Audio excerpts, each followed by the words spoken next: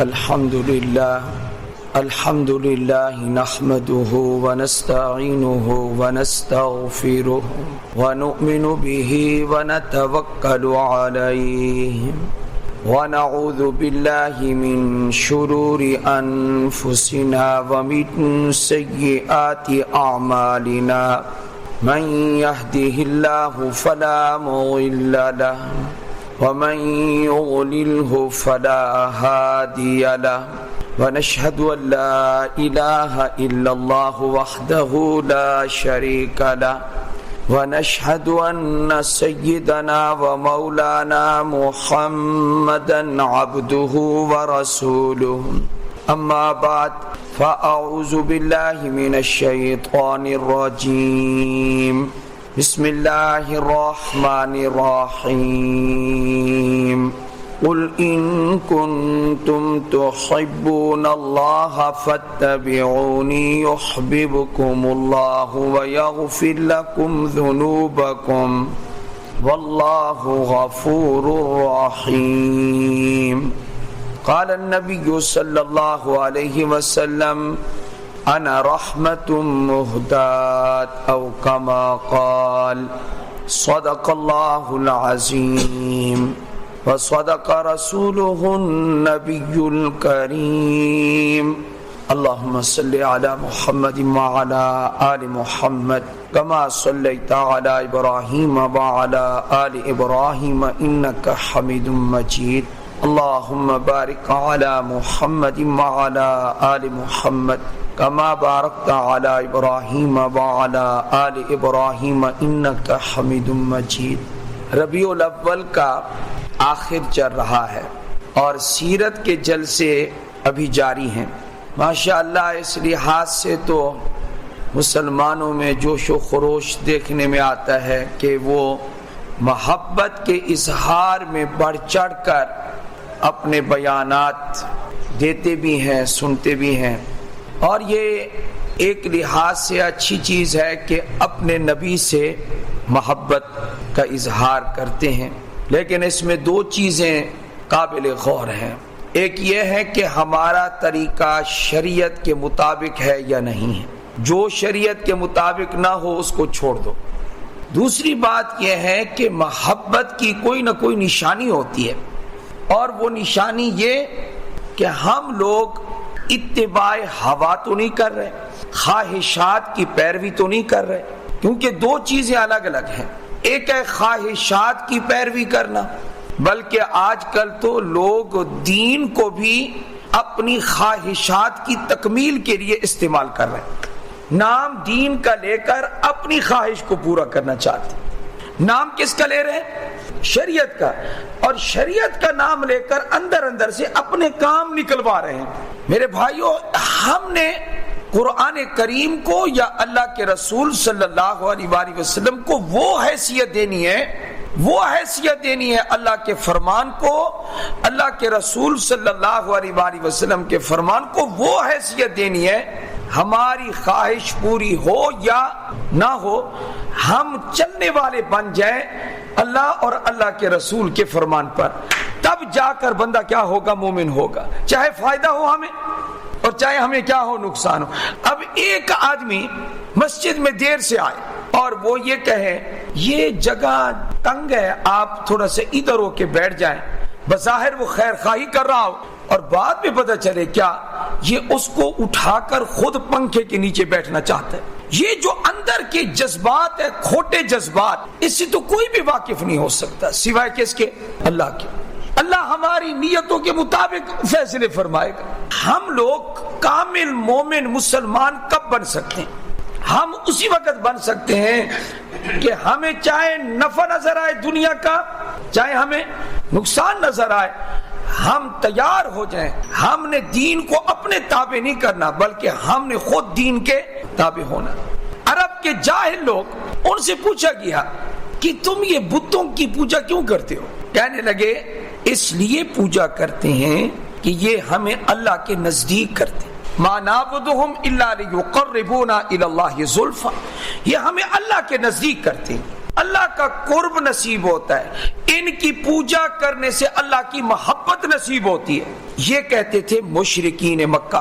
اس پر اللہ نے یہ آیت نازل کی جو آج میں نے خطبے میں پڑھی ہے، قل، اے میرے نبی صلی اللہ علیہ وآلہ وسلم، آپ ان کو کہہ دیں اللہ کی محبت حاصل کرنا چاہتے ہو، اس کا یہ طریقہ نہیں ہے کہ بتوں کے سامنے جھکو، اس کا طریقہ ہے وہ اور ہے طریقہ، یہ طریقہ نہیں ہے۔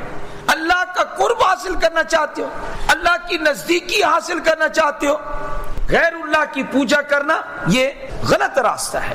یہ چاہے صنم پرستی ہو، چاہے قبر پرستی ہو، چاہے غیر اللہ کوئی ہو، اس کی پوجا کر کے، عبادت کر کے، اس کو راضی کر کے، اس کو واسطے بنا کر یہ کہنا کہ ہمیں اللہ کی محبت حاصل ہو جائے گی، یہ شریعت ہمارے پاک نبی کی نہیں ہے صلی اللہ علیہ وآلہ وسلم۔ طریقہ یہ نہیں کہ تم بتوں کے سامنے جھک جاؤ، آخر کوئی طریقہ تو ہوگا کہ جس سے اللہ کی ہمیں محبت حاصل ہو، اللہ کا قرب حاصل ہو۔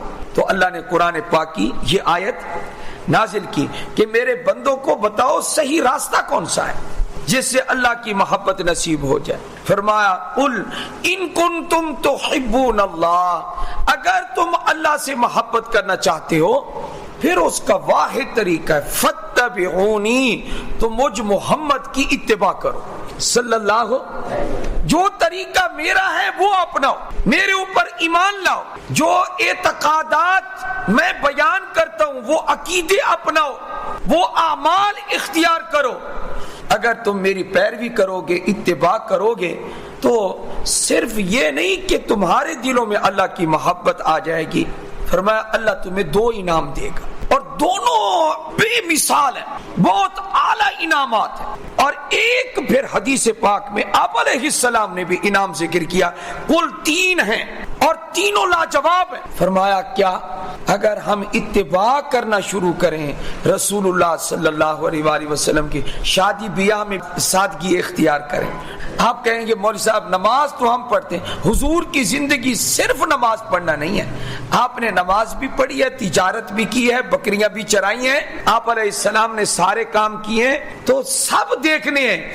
یہ نہیں کہ آپ نماز تو پڑھ لیں، روزہ تو ماشاءاللہ رکھ لیں، حج عمرے کر لیں، پھر شادی ہے تو پتہ ہی نہ چلے کہ یہ مسلمان کی شادی ہے یا کسی اور کی شادی اور کی۔ شادیوں میں اللہ اور اللہ کے رسول کو ہم بھولیں گے۔ شادی کا معنی خوشی ہوتا ہے۔ مجھے یہ بتائیں، شادی کے موقع پر جب اللہ اور اللہ کے رسول کے احکام کو پسے پشت ڈالیں گے وہ خوشی بنے گی؟ وہ برکت والی چیز ہوگی؟ نہ، کبھی نہیں، برکت والا عمل نہیں ہو سکتا۔ ہمارا کھانا پینا، اٹھنا بیٹھنا، سونا جاگنا، یہ کس کی شریعت کے مطابق ہو جائے؟ اللہ کے رسول صلی اللہ علیہ وآلہ۔ ایک مرتبہ ذہن تیار ہو جائے کیا ہم نے اللہ کے رسول کی سنت پہ چلنا ہے، یہ ایک مرتبہ ذہن بن جائے، پھر آپ دیکھیں کہ زندگی کتنی پر لطف گزرتی، کتنا سکون ہے۔ اور میں آج برملا کہنا چاہتا ہوں، اگر آپ سکون ڈھونڈنا چاہتے ہیں وہ سکون آپ کو پاک نبی کی سنتوں میں ملے گا صلی اللہ علیہ وآلہ۔ اس لیے اتباع کرو۔ جب رب کہتا ہے میرے نبی کی اتباع کرو تو پھر اس سے بڑا کوئی اور بھی حکم یا آرڈر یا مشورہ کوئی ہو سکتا ہے؟ رب کہہ رہا ہے میرے پاک نبی کی پیروی کرو صلی اللہ علیہ وآلہ وسلم۔ میں نے کہا 2 انعام قرآن میں، ایک انعام حدیث میں۔ انعام نمبر 1، پوری دنیا کے سونا چاندی مال و متاع کو اکٹھا کر لیں، پہلا انعام سب پہ بھاری ہے۔ وہ کیا ہے انعام؟ فرمایا تم میری اتباع کرو یحببکم اللہ، اللہ تمہیں اپنا محبوب بنا لے گا، تم اللہ کے محبوب بن جاؤ گے۔ اب اللہ اگر ہم سے محبت کرنے لگے اور اللہ کے ہم محبوب بن جائیں تو میرا خیال ہے کہ ساری دنیا سے یہ بڑی نعمت ہے، بہت بڑی نعمت۔ سب سے بڑا انعام بندے کے لیے کیا ہے کہ اللہ اتنی عظیم ہستی وہ ایک بندے ادنا سے بندے سے محبت شروع کر دے۔ حضور اکرم صلی اللہ علیہ وسلم نے صحابہ کو خود قرآن مجید پڑھایا ہے، اپنے ایک شاگرد کو نبی اکرم صلی اللہ علیہ وسلم نے فرمایا، حضور کا شاگرد ہے، حضور کا صحابی ہے، حضور سے قرآن پڑھا ہے۔ اس کو بلا کر آپ علیہ السلام فرماتے ہیں، ابی بن کعب رضی اللہ تعالیٰ عنہ، مجھے اللہ نے حکم دیا ہے کہ میں تمہیں قرآن پاک سناؤں. اتنا اعلیٰ انہوں نے آپ سے پڑھ لیا تھا, اتنی مہارت پیدا کر لی تھی حضرت ابی بن کعب نے کہ اللہ نے پھر استاد صاحب کو فرمایا کہ آپ ان کو کچھ قرآن سنائیں. سورۃ البینہ آپ نے ان کو سنائی. لیکن یہ کہ اللہ نے کہا ہے کہ قرآن سنائیں, اس صحابی کے دل میں ایک بات آئی, کیا کہ اللہ نے شاید اپنے نبی کو یہ کہا ہو آپ اپنے شاگردوں میں سے, صحابہ میں سے جس کو چاہیں ایک کو قرآن پاک سنا دیں آپ. تو پوچھنے لگے اللہ سمانی, کیا اللہ نے میرا نام بھی لیا ہے؟ اگر اللہ سے محبت ہو تو یہ باتیں انسان کے لیے کافی وافی ہیں. یہ میں تو اللہ کا بندہ ہوں, میں زمین پر رہتا ہوں اور وہ تو عرش کا مالک ہے, وہ تو کیا اس نے میرا نام بھی لیا؟ نبی پاک صلی اللہ علیہ وآلہ وسلم نے فرمایا نعم, ہاں اللہ نے تیرا نام لے کے کہا ہے. عیناہ تذرفان, صحابی کی آنکھیں جھلک پڑی, وہ جو ایک بھرا ہوا پیالہ محبت کا تھا وہ چھلک پڑا اور آنسو باہر نکل آئے کہ میرا نام بھی عرش والا لے رہا ہے اور عزت دے رہا ہے قرآن پاک کی وجہ سے. تو میں یہ عرض کر رہا ہوں پوری دنیا آپ کو مل جائے, امریکہ کا صدر, روس کا صدر, چین کا صدر آپ کو پروٹوکول دے, میرے نزدیک یہ کوئی چیز نہیں ہے. اگر اللہ آپ سے محبت شروع کر دے دنیا کا پروٹوکول کچھ نہیں. کون عزت دینے والا ہے جی بولیے؟ اور اللہ نے کتنا سچ فرمایا, من کان یرید العزہ فللہ العزۃ جمیعا. عزت چاہتے ہو تو ساری عزتیں کس کے پاس ہیں جی؟ اللہ کے پاس. تو ہیں تو ہم گناہ گار, لیکن کوئی عمل تو ایسا بھی کریں کہ عرش والا ہمارا نام بھی لے لے. اس کے دربار میں ہم جیسے گناہ گاروں کا بھی کبھی کوئی تھوڑا بہت تو ذکر آ جائے. لیکن اللہ نے طریقہ بتایا ہے اس ذکر کا, کیا فذکرونی اذکرکم, تم مجھے یاد کرو میں تمہیں یاد کروں گا. اذکرکم مشکرونی ولا تکفرون, میرا شکر ادا کیا کرو ناشکری نہ کیا کرو. اللہ کو ناشکری پسند نہیں ہے, ہر وقت منہ لٹکا ہوا ہے. نبی اکرم صلی اللہ علیہ وآلہ وسلم نے ایک صحابی کو دیکھا, کپڑے پرانے تھے, حالت خستہ تھی, تو آپ نے اس سے بڑے پیار سے پوچھا عندک مال, تیرے پاس مال ہے؟ اس نے کہا جی ہاں میرے پاس مال ہے. اور اس نے کہا جی ہر قسم کا مال ہے, بکریاں ہیں, گائے ہے, سونا ہے, چاندی ہے, ہر قسم کا مال. فرمایا جب اللہ نے مال دیا ہے تو یہ جو حالت آپ نے بنائی ہوئی ہے یہ اللہ کو تو پسند نہیں. اللہ کی نعمت کا اثر تمہارے اوپر ظاہر ہونا چاہیے, اپنی حالت کو بہتر بناؤ. یہ اللہ کے نبی نے فرمایا. لوگوں میں کوئی رہنے سہنے کا کوئی امتیاز نہیں, آپ کے عمل سے, قول سے پتہ چلے کیا کہ آپ اللہ تعالیٰ کی نعمتوں کا شکر ادا کریں. وَاشْكُرُونِي وَلَا تَكْفُرُونَ, میرا شکر ادا کرو نا شکری نہ کرو. اللہ کو یہ پسند نہیں. اور اللہ نے سورہ ابراہیم میں تو اعلان فرمایا وَإِذْ تَأَذَّنَ رَبُّكُمْ لَإِن شَكَرْتُمْ لَأَزِيدَنَّكُمْ. اللہ نے ایک اعلان یہ کیا وَقَالَ رَبُّكُمُ ادْعُونِي أَسْتَجِبْ لَكُمْ, تمہارا رب کہتا ہے تم مجھ سے دعا کرو میں تمہاری دعا کو قبول کروں گا. ایک اعلان یہ ہے. دوسرا اعلان بھی سن لو اللہ کا, کیا لَإِن شَكَرْتُمْ لَأَزِيدَنَّكُمْ, تم شکر کرو میں نعمتوں میں اضافہ کر دوں گا. اتباع رسول کا پہلا فائدہ صلی اللہ علیہ وآلہ وسلم, اللہ خود تم سے محبت کرے گا. علماء نے اس کی وجہ لکھی ہے, ہمارے نبی اللہ کے محبوب ہیں اور محبوب کی اداؤں کو اپنانے والا بھی اللہ کا کیا بن جاتا ہے؟ محبوب بن جاتا ہے صلی اللہ علیہ وآلہ وسلم. دوسرا انعام وَيَغْفِرْ لَكُمْ ذُنُوبَكُمْ, اس انعام کی بڑی ضرورت ہے. فرمایا تم رسول اللہ کی اتباع کرو صلی اللہ علیہ وآلہ وسلم کہ اللہ تمہارے گناہوں کو بخش دے گا. واللہ غفور الرحیم, اللہ بہت بخشنے والا مہربان ہے. تیسرا انعام حضرت انس رضی اللہ تعالیٰ عنہ فرماتے ہیں اللہ کے رسول صلی اللہ علیہ وآلہ وسلم نے ارشاد فرمایا احب سنتی فقد احبنی, جس نے میری سنت سے محبت کی بے شک اس نے مجھ سے محبت کی. حضور اکرم صلی اللہ علیہ وسلم نے فرمایا جس نے میری سنت سے محبت کی بے شک اس نے مجھ سے محبت کی. اور سنت پر چل کر جس نے مجھ سے محبت کی, ایک ہے بغیر اتباع کے, ایک ہے سنت پر چل کر زندگی گزار کے سنت پر جس نے اتنی کامل محبت کی. ومن احبنی کان معی فی الجنہ, حضور علیہ السلام نے فرمایا یہ جنت میں میرے ساتھ ہوگا, جنت میں قرب نصیب ہوگا. آپ علیہ علیہ الصلوۃ والسلام گھر میں کیسی زندگی گزارتے تھے، ہم نے اپنا سٹائل بدل لیا، آرڈر دینے کے ہم ہو گئے عادی، یہ کر دو وہ کر دو، بیوی کو کہا بچوں کو کہا یہ کر دو وہ کر دو۔ قربان جائے محمد مصطفیٰ پر صلی اللہ۔ اما عائشہ فرماتی ہیں گھر کے کاموں میں حضور ہمارا ہاتھ بٹایا کرتے تھے، اور پھر آپ صلی اللہ علیہ وسلم اپنے کام خود کر لیا کرتے تھے۔ وہ کون سے کام؟ اما عائشہ نے اس کی تفصیل بیان کی ہے، فرمایا کبھی جوتا ٹوٹ جاتا نا تو اس کو گانٹھنا پڑتا، تو آپ علیہ السلام اپنے جوتے کو خود ہی گانٹھ لیا کرتے تھے۔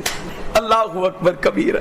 اور سب سے بڑی بات یہ ہے، فرمایا اور کام جی وہ تو کرتے تھے، لیکن بکری کا دودھ نکالنا ہوتا تو آرڈر نہ دیتے، بلکہ آپ صلی اللہ علیہ وسلم بکری کو پکڑ کے خود ہی اس کا دودھ نکال لیتے۔ یہ کام گھر میں خود کر لیا کرتے تھے۔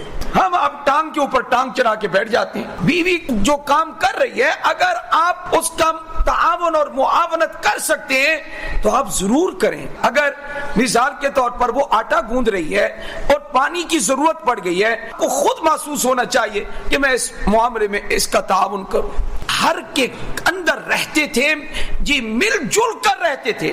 یہ آرڈر دینے والا جو مزاج ہے، یہ ہمارے پاک نبی صلی اللہ علیہ وسلم کا مزاج نہیں تھا صلی اللہ علیہ وسلم۔ میں آپ کو کیا بتاؤں، اما خدیجۃ الکبریٰ کیا تعریف کرتی ہیں، بخاری میں حدیث ہے، جب آپ صلی اللہ علیہ وسلم ڈر گئے، پہلی وحی نازل ہوئی اور آپ پر کپ کپی طاری ہوئی تو 5 آیات نازل ہوئی، لیکن کبھی ایسا فرشتہ نہیں دیکھا تھا۔ جب آپ گھر آئے تو سب سے زیادہ تسلی دینے والی حضرت خدیجۃ الکبریٰ تھی۔ زملونی زملونی، چادر اڑاؤ چادر اڑاؤ۔ آپ پر چادر ڈالی گئی، آپ پر کمبل ڈالا گیا۔ آپ علیہ الصلوۃ والسلام کو تسلی دیتے ہوئے فرمایا اللہ آپ کو کبھی ضائع نہیں کریں گے۔